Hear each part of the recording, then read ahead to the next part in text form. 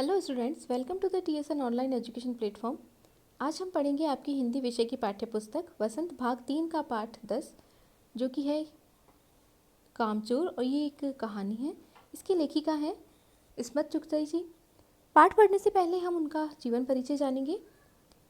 इस्मत चुगताई का जन्म 21 अगस्त 1915 में बदायूं के एक उच्च मध्यम वर्गीय परिवार में हुआ। वे 10 भाई बहन थे, जिनमें इस्मत का 9वां नंबर था। 6 भाई और 4 बहनें।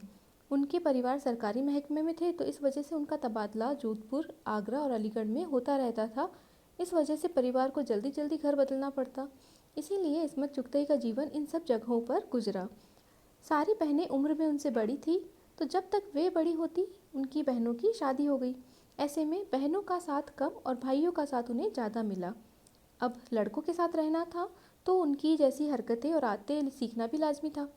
इस तरह इस्मत चुगताई बिंदास हो गई और हर वह काम करती जो उनके भाई करते थे, जैसे फुटबॉल से लेकर गिल्ली डंडा तक खेलना। आधुनिक उर्दू अफसाना गोई के 4 आधार स्तंभ माने जाते हैं, जिनमें मंटो, कृष्णचंद्र, राजेंद्र सिंह बेदी और चौथा नाम इस्मत चुगताई का आता है। अफसाना गोई कहते हैं कहानियों को। तो कहानी या जो लेखन का उर्दू की लेखन कला है, उसमें ये 4 जो लेखक हैं उन्हें इनका बहुत ज़्यादा नाम है, बहुत प्रमुखता से इन्हें माना जाता है। उर्दू की यह लेखिका हिंदी साहित्य जगत में भी काफ़ी प्रिय रही और इन्होंने अपने लेखन से महिलाओं से जुड़े मुद्दों को उठाया। महिलाओं से जुड़े मुद्दों पर लिखने के साथ ही इस्मत ने बॉलीवुड में भी काम किया। फिल्म जगत में उन्हें फिल्म आरजू, फरेब, सोने की चिड़िया आदि के लिए जाना जाता है। कृतियों में इनकी जो कहानी संग्रह हैं, जिनमें प्रमुख कहानियां हैं चोटे, छुई मुई, एक बात, कन्या, एक रात और शैतान। उपन्यास में टेढ़ी लकीर, जिद्दी, दिल की दुनिया, मासूमा, जंगली कबूतर, अजीब आदमी प्रमुख हैं। इनकी आत्मकथा कागजी है पहरन के नाम से लिखी गई है। आप अध्यापन और स्वतंत्र लेखन से भी जुड़ी रही। आपको उर्दू साहित्य में योगदान के लिए अनेक पुरस्कार मिले, जिसमें पद्मश्री जो कि 1976 में मिला और साथ ही साहित्य अकादमी पुरस्कार भी मिला। इनका 24 अक्टूबर 1991 को मुंबई में निधन हो गया। तो अब हम पढ़ेंगे इनकी लिखी कहानी कामचोर। कामचोर किसे कहते हैं? कामचोर उसे कहते हैं जो काम से जी चुराए काम करना जिसे पसंद नहीं हो, तो उसे कामचोर कहा जाता है। बड़ी देर के वाद विवाद के बाद यह तय हुआ कि सचमुच नौकरों को निकाल दिया जाए। आखिर ये मोटे मोटे किस काम के हैं? हिलकर पानी नहीं पीते, इन्हें अपना काम खुद करने की आदत होनी चाहिए। कामचोर कहीं के। यहाँ पर बच्चों के बारे में बात की जा रही है कि उन्हें कुछ भी काम करना पसंद नहीं है, कुछ भी काम वे नहीं करते, केवल काम करने के लिए बहुत से नौकर हैं, इसीलिए वो अपना खुद, यहाँ तक कि पानी पीना जैसा छोटा काम भी वो खुद नहीं कर सकते। अपनी जगह से हिलकर उन्हें पानी पीना भी नहीं आता। तो ये बहुत ज़रूरी है कि जो नौकर है, जो नौकरों की फ़ौज लगी हुई है घर में, उन्हें हटा देना चाहिए, ताकि ये जो बच्चे हैं बहुत मोटे ताजे हो गए, बिना काम किए ये केवल बैठे रहते हैं, कोई खेल कूदना कुछ भी नहीं करते, अपना काम भी कुछ नहीं करते। तो इसीलिए ये मोटे मोटे किसी काम के नहीं है, तो हिलकर अपना पानी भी ये नहीं पीते। तो इन्हें अपना काम खुद करने की आदत होनी चाहिए। इन्हीं बच्चों के लिए कहा जा रहा है कामचोर। तुम लोग कुछ नहीं, इतने सारे हो, सारा दिन उधम मचाने के सिवा कुछ नहीं करते। तो जो उनके पिताजी हैं वो बहुत ही नाराज़ हो रहे हैं, और घर के बड़ों ने काफ़ी देर के वाद विवाद के बाद ये निश्चय किया है कि नौकरों को हटा दिया जाए। और उन बच्चों से कहा जाता है कि तुम लोग इतने सारे हो, केवल उधम मचाते रहते हो दिन भर, इसके अलावा तुम लोग कुछ भी काम नहीं करते। और सचमुच हमें ख्याल आया, हम आखिर काम क्यों नहीं करते? हिलकर पानी पीने में अपना क्या खर्च होता है? इसीलिए हमने तुरंत हिल हिलाकर पानी पीना शुरू किया। हिलने में धक्के भी लग जाते हैं, और हम किसी के दबेल तो थे नहीं कि कोई धक्का दे और हम सह जाएं। लीजिए, पानी के मटकों के पास ही घमासान युद्ध हो गया। सुराइयाँ उधर लुढ़की, मटके इधर गए, कपड़े भीगे सो अलग। तो जब घर के नौकरों को इसलिए हटाया गया कि जो बच्चे हैं घर के, वो कोई भी काम नहीं करते अपना, क्योंकि इतने सारे नौकर लगे हैं घर में, तो वो अपना कोई भी काम करने के बजाय केवल बैठे बैठे हुक्म चलाते हैं, और केवल शोर मचाते हैं। तो इसलिए उनके जो घर के बड़े बुजुर्ग हैं, उन्होंने सोचा कि घर नौकरों को हटाकर और इन बच्चों को काम सिखाया जाए, ताकि ये कुछ काम अपना करना सीखे। इसीलिए उन्होंने उन्हें कहा कि तुम अपना पानी तक खुद नहीं पी सकते, इसीलिए अब से अपना काम खुद करोगे। तो बच्चों के लिए बहुत ही आसान लगा कि केवल हिलकर अपना पानी ही तो पीना है, उसमें कौन सी बड़ी बात है। तो हम लोगों ने हिल हिलाकर यानी कि उठकर अपना पानी पीना शुरू किया। अब एक साथ जब सारे बच्चे इकट्ठे हुए पानी पीने के लिए तो धक्का मुक्की भी होना लाजमी है, वहाँ पर धक्का मुक्की भी होने लगी, उनमें आपस में टकराने भी लगे।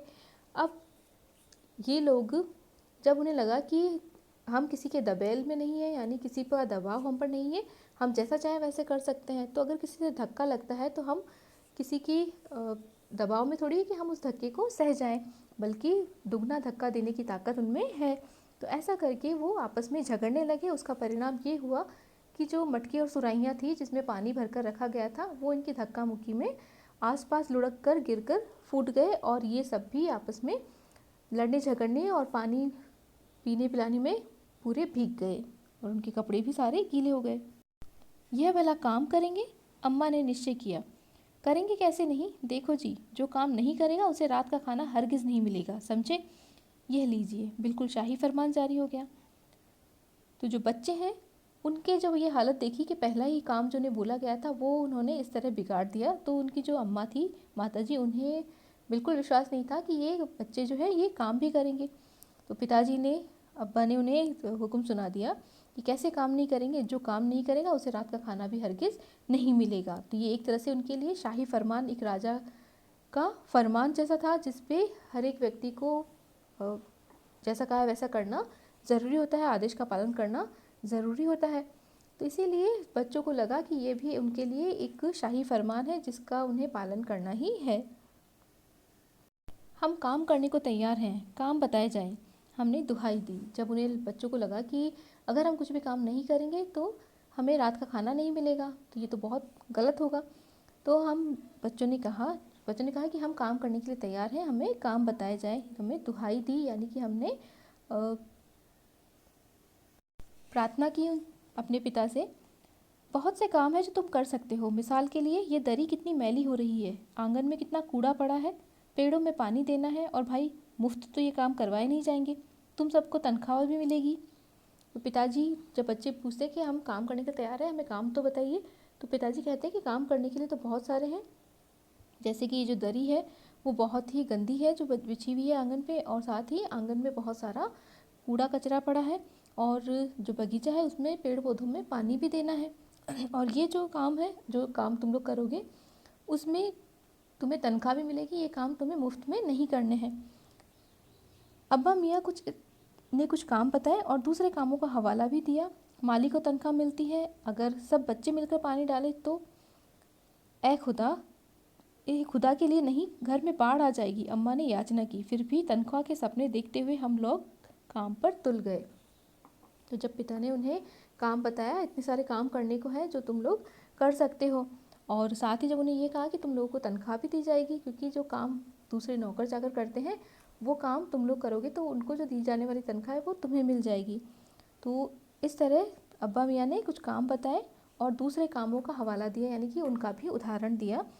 माली को तनख्वाह मिलती है, जो पानी पिलाता है पेड़ पौधों में, बगीचे की देखभाल करता है, जब उसे तनख्वाह मिलती है तो वह सब बच्चों को मिलेगी पानी डालेंगे तो ऐसे सोच के ही वो अपने काम करने पर निकल के पड़े। लेकिन जो उनकी अम्मा है, माता जी हैं, उन्हें बिल्कुल भी विश्वास नहीं था कि ये बच्चे जिन्हें कुछ भी काम करना नहीं आता, अगर ये काम करेंगे तो उस काम का क्या होगा, अंजाम क्या होगा, वो अच्छे से जानती थी। इसीलिए उन्होंने कहा कि खुदा के लिए नहीं, घर में बाढ़ आ जाएगी, अगर ये पानी पिलाने पे लग गए तो घर में चारों तरफ पानी ही पानी हो जाएगा। अम्मा ने याचना की, अम्मा ने प्रार्थना की। फिर भी तनख्वाह के सपने देखते हुए हम लोग काम पर तुल गए, यानी कि हमें भी तनख्वाह मिलेगी ये सोचकर हम लोग जो बच्चे थे वो भी काम करने पर अड़ गए, यानी जिद पर आ गए कि हमें काम करना ही है। एक दिन फर्शी दरी पर बहुत से बच्चे जुट गए और चारों ओर से कोने पकड़कर झटकना शुरू किया। दो चार ने लकड़ियां लेकर धुआंधार पिटाई शुरू कर दी। सारा घर धूल से अट गया, खांसते खांसते सब बेदम हो गए। सारी धूल जो दरी पर थी, जो फर्श पर थी, सबके सिरों पर जम गई, नाकों और आंखों में घुस गई। बुरा हाल हो गया सबका। हम लोगों को तुरंत आंगन में निकाला गया। वहाँ हम लोगों ने फ़ौरन झाड़ू देने का फैसला किया। तो जो पिताजी ने उन्हें काम बताए थे कि दरी बहुत गंदी हो रही है, आंगन में कचरा पड़ा है और पेड़ पौधों को पानी देना है, तो उन्हीं कामों पर वे बच्चे करने लगे वे काम सारे। तो सबसे पहले उन्होंने दरी को साफ़ करने का काम शुरू किया। तो सारे के सारे बच्चे एक ही दरी पर जुट गए उसे साफ़ करने के लिए, उसको झड़काने के लिए। तो 4 बच्चों ने चारों कोनों से पकड़ लिया और बाकी जो बच्चे थे उन्होंने डंडे लेकर उस दरी को झड़काना शुरू कर दिया। धुआंधार पिटाई यानी कि ज़ोरदार उस पर डंडे बरसाने शुरू कर दिए थे दरी पर। उससे क्या हुआ, पूरे घर में धूल ही धूल हो गई। जो अभी तक केवल दरी और फर्श पर थी वो सभी सारी धूल सब लोगों पे जो घर में थे आसपास थे उनके सिर में, नाक में, आँख में चली गई और उसकी वजह से उन्हें बहुत ज़्यादा खांसी आने लगी और खांसते खांसते उनकी हालत ख़राब होने लगी। बेदम हो गए वो खांसते खांसते। तो बच्चों को घर से उस कमरे से बाहर निकाला गया और उन्हें आंगन में भेजा गया। अब वहाँ उन्हें पहले से पता था कि वहाँ कचरा पड़ा है तो उसे साफ़ करना है। तो बस सारे बच्चे शुरू हो गए आंगन की सफाई करने में, उनका झाड़ू लगाने का उन्होंने फैसला किया। झाड़ू क्योंकि एक थी और तनख्वाह लेने वाले उम्मीदवार बहुत, इसीलिए क्षण भर में झाड़ू के पुर्जे उड़ गए। जितनी सीकें जिसके हाथ पड़ी वह उसी से उल्टे सीधे हाथ पर मारने लगा। अम्मा ने सिर पीट लिया, भाई ये बुजुर्ग काम करने दे तो इंसान काम करे, जब जरा जरा सी बात पर टोकने लगे तो बस हो चुका काम। तो जब ऐसे लोग जिन्हें कोई भी काम करना नहीं आता है वो अगर कोई काम करने जाते हैं तो बिगड़ेगा वो काम। और अगर बड़ों से भी वो ज़रा सी भी हेल्प नहीं ले, ज़रा भी सहायता नहीं ले, केवल अपने ही अनुमान से काम करते जाए तो बहुत ही ज़्यादा गलत काम होते हैं। और यहाँ पर बच्चों के साथ भी यही हो रहा था क्योंकि उन्हें कोई भी काम करना नहीं आता था। तो जब उन्होंने सबसे पहले दरी को साफ़ करने से शुरुआत की तो उसका नतीजा बहुत बुरा हुआ। चारों तरफ धूल ही धूल मिट्टी हो गई, जो कि पहले दरी पर थी वो सभी की आँख, नाक और सिर में जा गिरी।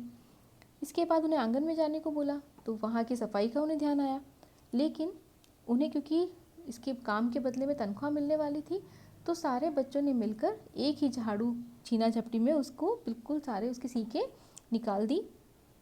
और जिसके हाथ में जितनी सीखें आई उसी से लेकर वो, क्योंकि झाड़ू किस तरह से लगाई जाती है उन्हें नहीं आता था, तो आड़ी तिरछी वो हाथ पैर मारने लगे, जिससे जो अम्मा थी वो और भी ज़्यादा नाराज़ हो गई कि अब तो हो गया ये काम।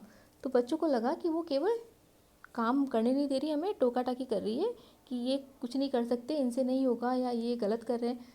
तो उन्हें लगा कि जो बड़े बुजुर्ग होते हैं वो टोका टाकी करके इस तरह से कोई भी काम करने नहीं देते, इसलिए फिर तो हो चुका काम, यानी ये जो बड़े बुजुर्ग हैं वो कोई भी काम करने नहीं देते।